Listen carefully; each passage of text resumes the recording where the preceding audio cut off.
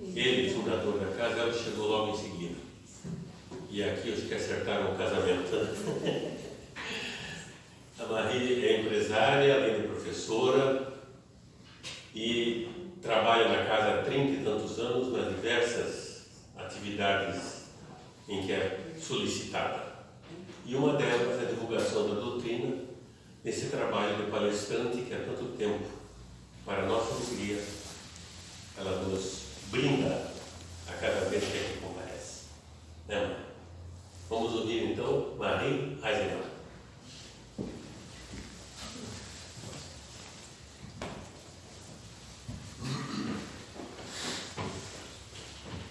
Boa noite a todos. Que Jesus possa estar conosco, cada um de nós, nos nossos corações. O livro Voltei, de Francisco Cândido Xavier, psicografado por Francisco Cândido Xavier, através do espírito Irmão Jacó, que é o pseudônimo de Federico Figner, que foi um ex-diretor da Federação Espírita Brasileira. O valor desse livro está no que ele conta a respeito da passagem dele e da experiência dele no mundo espiritual. E ele começa nos dizendo que quando ele chegou no mundo espiritual, a coisa que ele mais trazia dentro do coração é que o espiritismo sempre foi para ele uma coisa muito importante.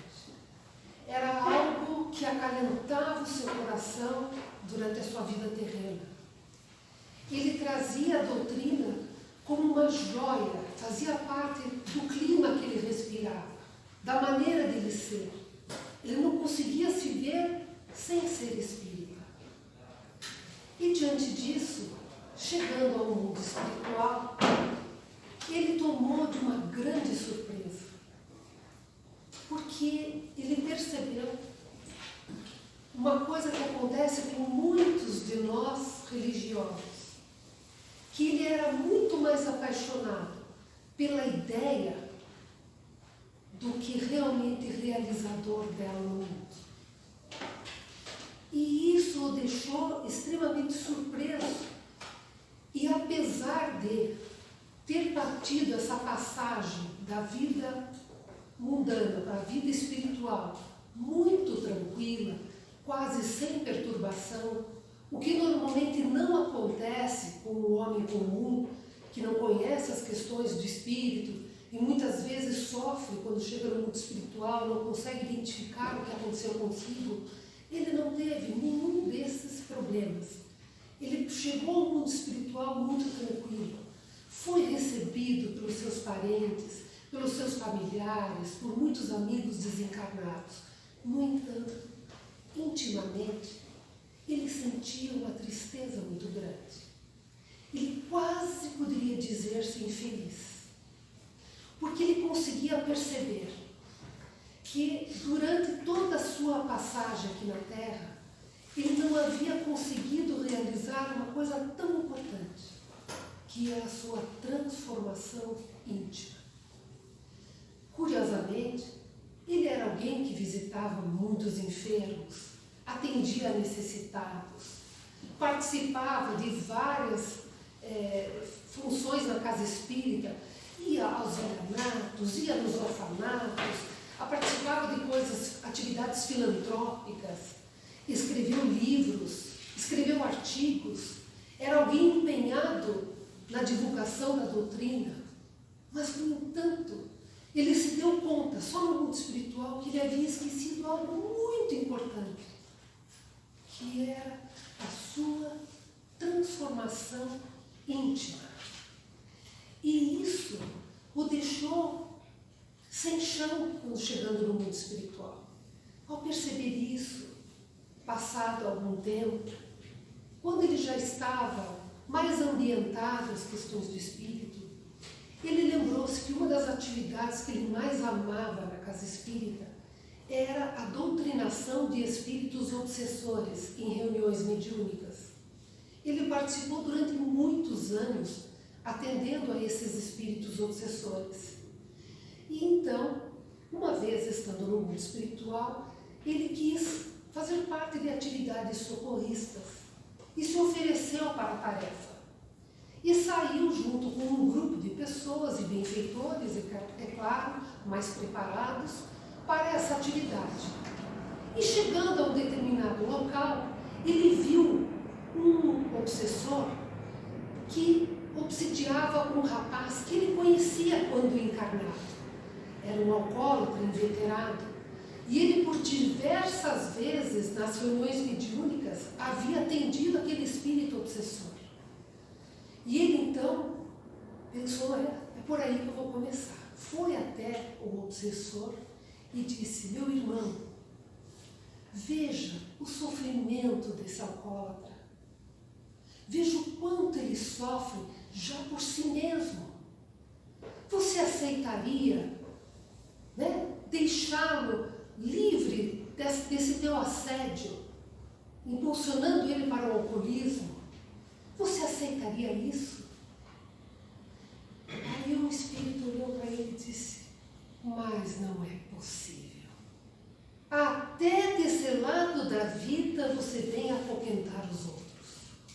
Ele falou, meu irmão, tudo que eu quero é ser teu amigo. Eu quero te ajudar a trazer luz para a tua vida. Que luz? Ele falou. Essa que você não tem? Ele ficou, na hora, surpreso. Ele disse, qual luz você está falando? Rindo, ironicamente. E ele, ao levar um choque com aquela afirmação, caiu em si e disse ao Espírito, você está certo, realmente eu não tenho luz. Talvez eu não possa te oferecer uma luz que eu não tenho. Mas eu tenho que te dizer que eu tenho tentado me transformar seriamente. Eu tenho feito muitos esforços. E eu aprendi na doutrina espírita que fora da caridade não há salvação. Então, eu gostaria de convocar você. Veja o quanto que a família desse alcoólatra está sofrendo, privações angustiantes. Você se permitiria, essa caridade? Aí ele olhou bem e disse, bom, é engraçado que você sempre gostou de fazer atividades no bem. No entanto, esqueceu de ser bom. O que você pensa que é? Você que sempre gostou dos seus haveres, foi preso às coisas mundanas, que vem você falar de caridade para comigo? E ele, então, mais uma vez, diante daquela agressividade, disse, você está certo. Realmente, eu pensei, que eu estava fazendo bem e esqueci realmente de ser uma pessoa boa. Você tem toda a razão. E aquele diálogo acabou sendo infrutífero. E ele se esforçava porque ele via o benfeitor do lado e a vontade dele era ir embora, deixar aquela situação ir embora. Mas como? Se ele estava numa atividade socorrista, ele não podia parar. Mas o espírito amigo aproximou-se e conversou com aquele espírito, enfim, ele pôde voltar para pensar um pouco a respeito da vida dele. E foi assim que ele escreveu o livro Voltei, como uma mensagem para os espíritas, perguntando, amigos, tenham atenção. O que vocês estão fazendo de suas vidas? A renovação é a coisa mais falada e propalada dentro da doutrina espírita. Kardec já dizia que o verdadeiro espírita se reconhece pela sua transformação moral, pelo esforço que faz em domar suas más inclinações. E ele então reitera o pedido. Amigos, agora que eu estou desse lado de cá, olhando com muito mais largueza, olhem para as suas vidas. Prestem atenção na renovação. Não deixem que o seu lado bom e o seu lado mal vivam pacificamente. tomem cuidado para não se acostumarem à mensagem e a deixarem de vivê-la. E, diante dessas reflexões, eu fiquei a pensar, no que Jesus, em Mateus, no capítulo 7, versículo 21, Jesus diz assim: nem todos que dizem Senhor, Senhor, entrarão no reino dos céus. Somente aqueles que viverem, a mensagem. E diz aqui, Senhor, dizem, depois, no último dia, diz aqui, muitos dirão no último dia, Senhor, em teu nome não profetizamos? Em teu nome não expelimos demônios? Senhor, em teu nome não realizamos prodígios? E eu lhes direi, disse Jesus, eu nunca vos conheci. Afastai-vos de mim, ó vós que praticais a iniquidade. Então, pensando nisso, eu comecei a abrir esse livro, também, eu estou cheia dos livros hoje, Cartas e Crônicas, também de Chico Xavier, Espírito Irmão X, que na verdade é o pseudônimo de Humberto de Campos, e abri o acaso. E daí a mensagem Consciência Espírita. E essa mensagem conta o seguinte, que quando Allan Kardec estava fazendo as perguntas para elaborar o livro dos Espíritos, caiu-lhe uma notícia em mãos de que Lutero, reformador, à época dele, havia tido um sonho em que ele dizia aos amigos que ele havia ido com um espírito superior a um local onde ele entendeu o que era a felicidade. E Kardec ficou muito impressionado de ler sobre esse sonho de Lutero. Então, à noite, quando ele foi repousar e fez a sua oração, que ele dormiu, ele desdobrou-se em espírito. E um benfeitor veio buscá-lo. E o levou, ao invés de um lugar bem feliz como Lutero, um lugar assim, muito nevoento, com muitos gritos, gemidos. E ele, impressionado com aquilo, perguntou ao benfeitor, mas quem jazem aqui? Serão os perseguidores de Jesus que estão aqui? E o benfeitor disse, não. Eles não tinham um entendimento do mal que estavam praticando. Esses foram atendidos pelo próprio Jesus. E hoje já estão evoluídos em outras paragens. E Kardec, então, atônito, disse, bom, então devem ser os imperadores romanos, Tibério, Calígula. Não, esses não tinham conhecimento nenhum da espiritualidade. Já foram amparados, alguns já reencarnaram na Terra, em oportunidades expiatórias, e já estão muito à frente. Então Kardec disse, bom, e ficou pensando, se não são esses, devem ser os perseguidores dos cristãos. Não. Coitados, eles eram tão acelvajados, nossa, falta a palavra, selvagens, e não entendiam nada do espírito. Então esses também não são.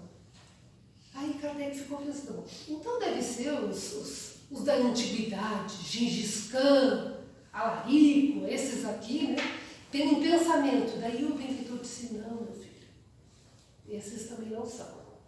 Mas afinal, quem são esses que choram tanto, que sofrem tanto, que me faz cortar o coração escutá-los? Esses são os cristãos de todos os tempos. Aqueles que conhecem a mensagem, que conhecem a verdade e que não conseguiram viver. Diz Humberto de Campos que Kardec acordou no corpo e a primeira coisa que ele fez, ele foi na sua escrivaninha e escreveu a questão que ele ia perguntar à noite para os espíritos. a questão 642, que eu vou ler. Para agradar a Deus e assegurar a sua posição futura, bastará que o homem não pratique o mal? E os espíritos responderam: não. Cumpre-lhe fazer o bem no limite de suas forças, porquanto responderá por todo o mal que haja resultado de não haver praticado o bem. Mas isso foi o que aconteceu naquele dia. Agora eu vou ler a questão seguinte, porque ele continuou no desdobramento. Haverá quem, pela sua posição, não tenha possibilidade de fazer o bem? Porque às vezes a gente imagina, não, tem uma pessoa que está lá acamada, ela não tem condições de fazer o bem, o outro está mudo, então ele não vai poder fazer o bem. Mas olha o que ele responde: não há quem não possa fazer o bem. Somente o egoísta nunca encontra ensejo de o praticar. Basta que se esteja em relações com outros homens para que se tenha ocasião de fazer o bem. E não há dia da existência que não ofereça a quem não se ache cego pelo egoísmo oportunidade de praticar. Porque fazer o bem não consiste para o homem apenas em ser caridoso, mas em ser útil, na medida do possível, todas as vezes que o seu concurso venha a ser necessário. E a pergunta então que lhes faço, meus amigos: será que nós temos feito o bem no limite das nossas forças? Será que nós temos procurado ser úteis na medida do possível, toda vez que o nosso concurso é solicitado? Eu trabalho numa empresa e tenho outros colegas de trabalho. E como vocês, a gente observa, né, as atitudes das pessoas, as nossas inclusive, e a gente vê hoje um descomprometimento das pessoas para com todos. Uma falta de atenção mesmo, de carinho. As pessoas não são mais solícitas como antes. Isso até, esqueci de falar, uma das coisas que ele mais diz aqui no livro Voltei. Ele diz que a gente não se preocupa em fazer os pequenos atos de solicitude, de olhar o outro, de perguntar: você está bem, Cid? Você está bem hoje? Mas não perguntar, sabe? Tudo bem, Cid? Perguntar realmente se a pessoa está bem. Se importar com o outro, se preocupar com a sua vida, com as suas atividades. Às vezes um gesto tão singelo, às vezes uma atenção que você dá, você muda o dia daquela pessoa. O meu filho me contou esses dias que ele estava saindo do supermercado e tinha um rapaz empurrando o carro. Acho que estava sem bateria, então ele estava empurrando o carro e desceu do carro e suando e empurrando. Daí ele falou: olha, faz o seguinte. Ele desceu do carro, ele tinha ligado o carro, ele desligou, desceu do carro e falou: moço, faz o seguinte, liga o carro e eu empurro. Né? Porque você não vai conseguir empurrar, ligar o carro, como é que você vai fazer sozinho? Não dá. Então entra no carro e eu empurro. Daí ele entrou no carro e ele empurrou e o carro funcionou. Aí ele disse, ele foi lá e disse: olha, então, até logo, tal. Daí o moço falou: olha, você não tem ideia, um dia difícil que eu tive. Eu tive notícias horríveis hoje. E para culminar o meu dia, para acabar com ele de uma vez, eu vim ao supermercado para fazer uma compra com um dinheiro que eu não tenho, né, para fazer um esforço para comprar uma coisa, para levar para casa. E ele chorando aos prantos. E eu entro no carro e o carro não pega. Eu fiquei desesperado. Mas quando você desceu do carro, você que já estava dentro do seu carro confortável, já tinha feito a sua compra, não tinha que se preocupar comigo. E você desceu e veio aqui e disse, entrou. Nesse momento você não sabe a diferença que você fez na minha vida. Muito obrigado por esse gesto de carinho. Eu estava tão louco que eu não sei o que eu faria quando eu saísse com o meu carro aqui. E daí meu filho me contou isso em casa. Ele disse: sabe, mãe, Eu, na verdade, eu nem tinha percebido, mas de repente eu entrei no carro, tá, e eu olhei para o lado, estava começando a chover. Eu pensei, não vou, né? Começando a chover, não vou me molhar. Mas aí algo me disse para eu ir. Ai, mãe, estou tão feliz que eu permiti fazer isso. E eu disse, pois é, meu filho, mas essas coisas, às vezes são inspirações. Às vezes a espiritualidade se aproveita de quem está ali do lado, seja quem for, seja cristão ou não cristão, alguém que esteja sintonizado para ser a pessoa que vai levar um gesto amigo, que vai proporcionar um lenitivo para aquele coração. É a maneira que Deus encontra de ajudar uns aos outros. E eu fiquei pensando nisso, no limite das nossas forças, na utilidade, no ser útil. O quanto que a gente se preocupa com isso. E aí, depois dessa mensagem, puxando as orelhas, eu a semana inteira aqui, estudando para vir aqui, eu pensei, meu Deus do céu, eu estava no trânsito, de repente passava e já ia xingando todo mundo. Não posso, porque eu tenho que me renovar. Eu tenho que mudar. Mas é verdade que se a gente não faz esforço, se a gente não coloca uma meta, não coloca um objetivo, a gente não faz nada da vida. Se você quiser viajar e não poupar 50, sei lá quanto por mês, você nunca vai viajar.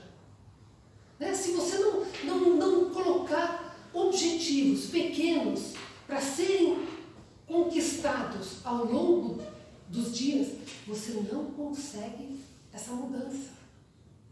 E é uma mudança muito importante, que é uma mudança interior. Tem coisas que a gente reluta em fazer, mas que são importantes de serem feitas. Às vezes tem pequenas coisas em casa que você diz, não gosto de lavar louça.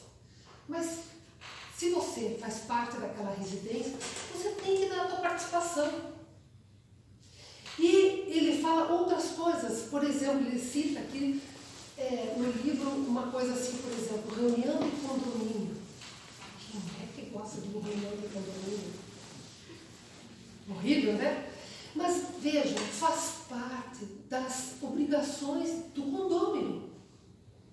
A gente sempre quer religar para o outro. Daí ele fala da casa espírita, tem reunião de trabalhadores, ele fala da reunião de conselho.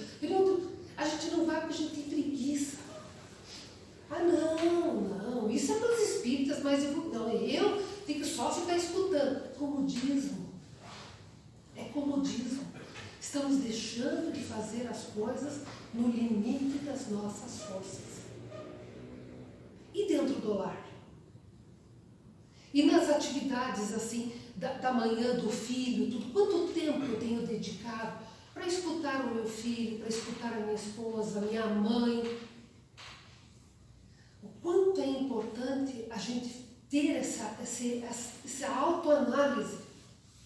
Então, quando Santo Agostinho falava que à noite, antes de se recolher, quando ele fazia a prece dele, ele revia o dia dele, ele estava dando uma oportunidade de transformação moral. E transformar algo dentro de si é algo muito difícil, porque a gente tem que mudar uma coisinha que se chama crença. Às vezes a gente tem umas crenças assim no alto da cabeça, eu acredito em tal coisas, e a gente não muda, a gente não consegue sair daquilo. Às vezes a gente tem que quebrar alguns paradigmas.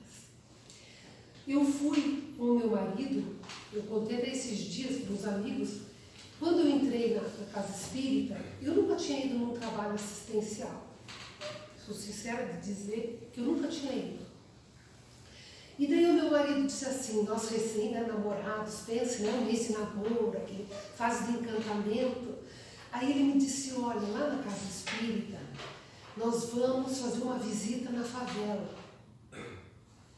Aí ele disse, você gostaria de ir junto? Tá bom, tá, então vamos. Aí, no dia da visita, eu fui. Me preparei com o maior esmero, no final de contas, eu ia ver meu namorado. Quando ele veio me buscar, que ele me viu parecendo um pinheirinho de Natal, toda enfeitada, arrumada, perfumada, salto alto. E eu cheguei na favela para fazer o trabalho daquela maneira. Gente, eu senti tanta vergonha. Aí eu entrei na casa de uma senhora que não tinha banheiro, que não tinha cozinha, tinha um fogão a lenha, era um barraco que tinha um fogão a lenha e uma cama. Ela disse assim, eu vou oferecer para vocês um café. E ela saiu com um balde. Foi para algum lugar que eu não sei. Botou com aquele balde com água. Colocou naquele... E eu pensando comigo, eu não vou tomar esse café. Não sei que balde, que água. Aí ela ferveu, passou aquele café, mas é claro que na hora que ela me ofereceu, eu me vi, meu marido tomou aquele café com tanta alegria. Eu falei, vou ter que tomar esse café. Aí eu tomei o café. Gente, depois disso eu fui várias vezes. Eu fiquei tão amiga daquela gente. E foi uma transformação para mim. Eu tive que mudar algumas crenças. Eu achava que, eu não sei o que eu achava, mas o fato daquelas pessoas viverem daquela maneira, no fundo tinha um preconceito enorme. Quando eu comecei a conviver, eu vi que elas podem ser pobres, podem ser simples, mas elas têm tanto a oferecer. Eu me senti quem recebia e não quem estava levando alguma coisa. Era eu que era beneficiado. Quando nós saímos daquela atividade, eu que estava bem. Não sei se os outros ficavam, mas eu ficava ótima, né? Então eu percebi que o beneficiado era eu.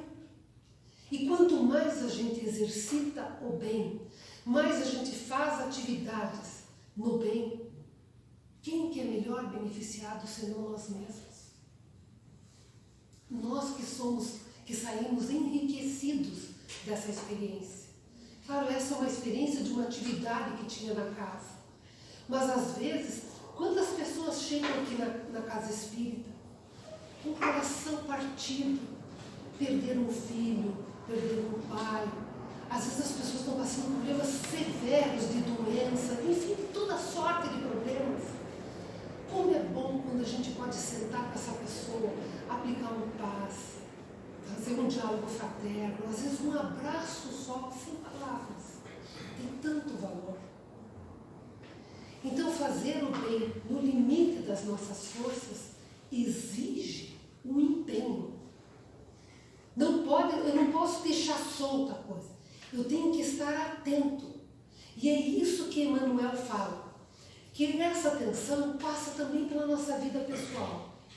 E numa das mensagens do livro Caminho, Verdade e Vida, justamente sobre esse trecho de Jesus, nem todos que dizem Senhor, Senhor entrarão no reino dos céus, ele fala o seguinte, que todos nós temos as nossas dificuldades e nossos problemas diários da nossa vida. Seja na família, seja na saúde. Que aceitar o que está acontecendo conosco, aceitar não é ser passivo, é entender que eu estou fazendo de tudo para melhorar. Tem coisas que não mudam, que eu tenho que conviver às vezes com um parente difícil, eu tenho que conviver com uma doença, que isso não são castigos, são oportunidades de crescimento. Então Emmanuel diz, para de reclamar, vai trabalhar, vai fazer outra coisa, ocupa a tua cabeça.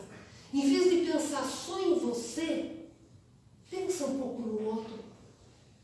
Porque a partir do momento que você tirar o foco de si para pensar no outro, o teu problema já vai virar a metade do problema. E às vezes a solução está justamente nisso. A vida te coloca naquele aperto, que segundo o meu marido é o abraço apertadinho de Deus, né? O abraço apertadinho de Deus é o momento do sofrimento, para que a gente mude a direção, para que a gente mude o sentimento. Então ele fala, você tem um companheiro difícil, uma mãe complicada, um filho que te traz dor de cabeça, será que é à toa que ele está na tua vida?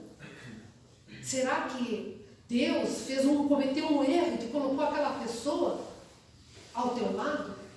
Não, eu acho que ele está esperando justamente que você ajude essa pessoa a crescer. E te colocou do lado talvez porque você esteja em melhores condições de ajudar. Então são perspectivas de vida, de como que você vai enxergar a vida. Então, Emmanuel nos convida realmente a fazermos essa transformação. Porque ao chegar no mundo espiritual, ninguém vai querer saber se você já é um santo. Ninguém vai perguntar se você deu tantas cestas básicas, se você foi nas atividades filantrópicas. Vai perguntar o que essas atividades mudaram dentro de você. O que isso mudou no teu coração? O que isso fez de diferença para você? Porque se você participou de tudo isso, e isso não mudou em nada você, então o que acrescentou? Nada. Vai ter valor? Vai ter um valor, mas um valor muito menor do que poderia ter tido.